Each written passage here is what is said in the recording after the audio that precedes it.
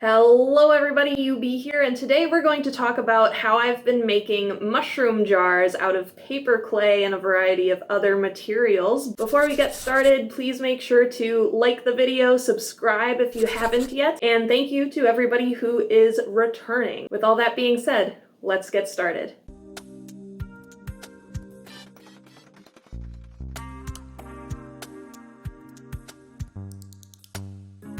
I decided that I wanted to make the base of these paper-based mushrooms out of cork. I didn't know a lot about cork before I started making these, but I ordered a few different thicknesses, and I'm hoping to do another video about the sort of particulars of working with cork, because I think it could be a really valuable switch for a lot of artists to make, both in a sustainability and eco-friendly sort of scenario, and also because it's honestly really fun to work with, and you can reuse the scraps and really make the most out of this material in a way that you can't with aluminum foil or the other sort of traditional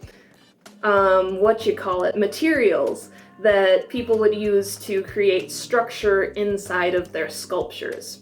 With that being said, I cut out a lot of different size rounds to make the core of our mushroom shape, and then I used hot glue to make sure that each layer was adhered to itself. In the future, I think I'm going to try to use a more paper mache mixture to adhere them together, but for the moment, hot glue seemed like the best option, and it was the quickest for sure. And in early days of my business, sometimes time is paramount, and I don't love that fact, but I am trying to find other things to use that aren't hot glue, because hot glue is just melted plastic, so it's not very eco-friendly. But with that being said, we're not looking for perfection as far as trying to use eco-friendly materials goes.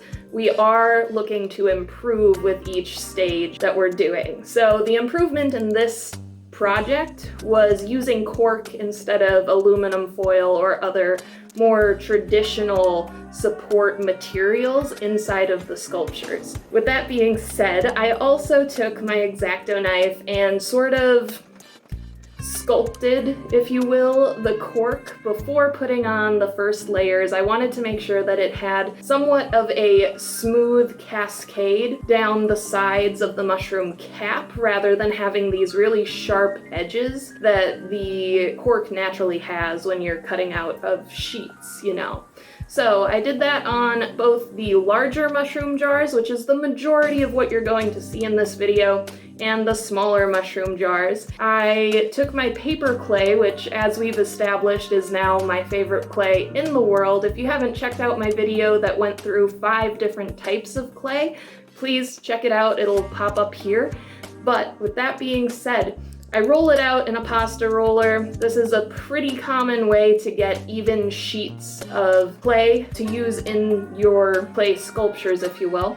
And then with each and every mushroom, I draped this over the support that we just made out of cork and really tried to smooth it out. This was one of the first mushrooms that I made. It's a very large one, and so I just kept adding and adding and adding.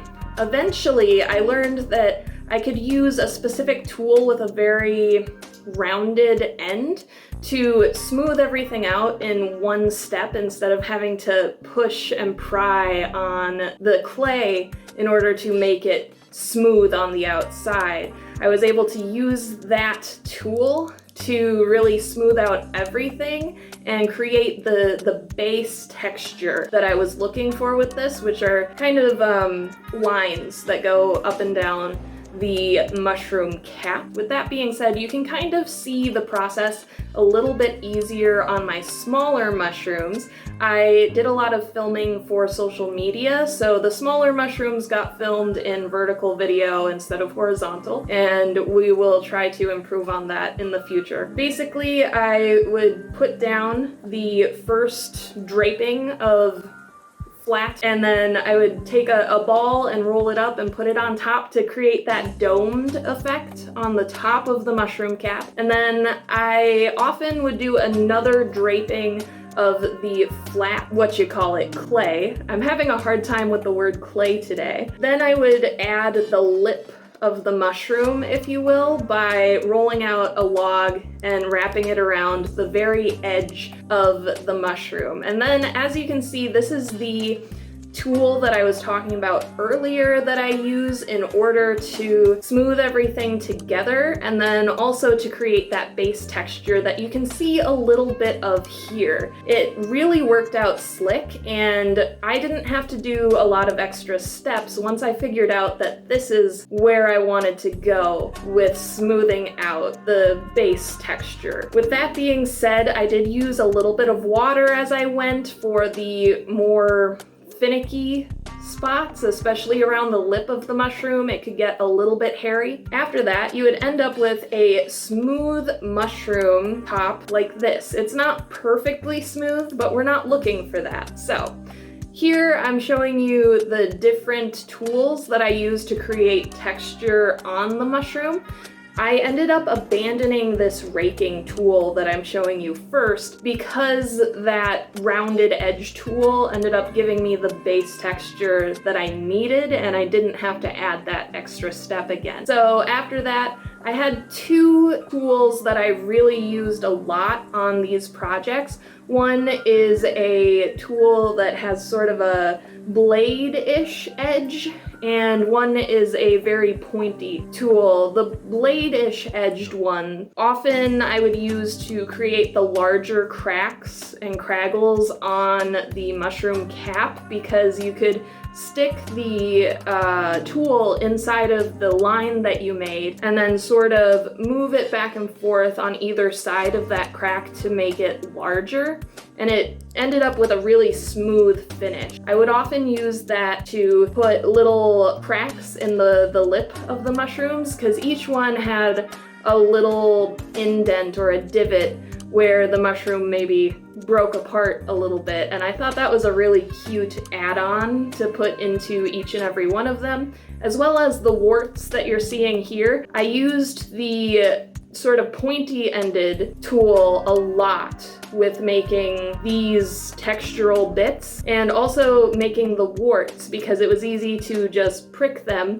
and make sort of a craggly, moon-ish sort of texture, if you will. We really wanted to mix and match textures here, and that's something that I would like to talk about in a later video as well, not only in sculpting, but also in painting. So, with that being said, after all of the details have been put on the top of the mushroom, I flip it over and I look at the inner lip of the mushroom jar. Now, this is a part where I definitely wanted to get the excess clay out of there, because otherwise it won't twist onto the jar as seamlessly as we would hope. So I would take away that excess and then use a little bit of water on my finger and go around the edge, and it all would come together really smoothly. And then in sculpting the gills, that is our next step. So the first thing that I do with sculpting the gills is turn it over and draw a line about 1/4 of an inch around the outer edge of the lip of the mushroom, and then use that pointy tool again to make lots and lots of little hash marks going from that line into the inside of the mushroom jar or of the lid.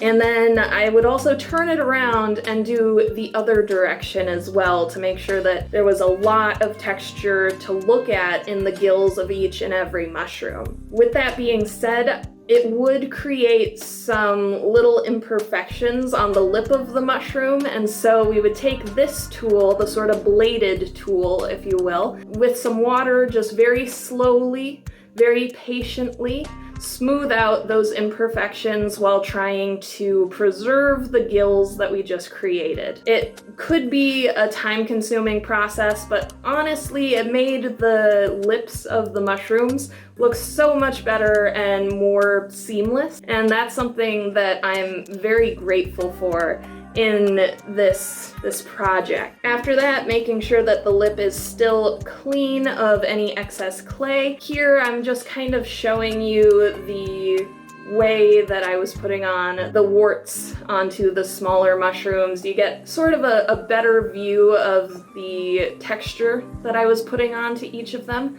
and some of the details that I was also adding in as I sculpted. I loved putting these together, and the only real ceiling to making more of these is how many recycled jars I get in my inventory, mostly coming from my mom. In the future, I would like to do a little bit more in-depth video about how I painted these and created texture with my paint job, but just know that most of what I used was acrylic paints, which I have also learned somewhat recently aren't the most eco-friendly. They're plastic-based, but there's a lot of them in my stash of art materials, so we're not going to waste them by any means. But it was a lot of just sitting and doing base coats, and then, you know, I did some splatter effects. I used airbrush on the stems of each of the mushrooms. And after I was done painting, I took each mushroom cap and made sure to clean off any excess paint with a Q-tip, and that took most of my time, if I'm honest, but it made for a really clean finish. And I'm just gonna show you a side-by-side here real quick, the before I cleaned the paint off and after I cleaned the paint off. And then it was just a matter of resin coating these amazing mushrooms that I'm actually kind of floored turned out as well as they did. The resin gives it a little bit more durability, and I ended up having to sort of clean off the lip of each jar so that they would, again, close nicely.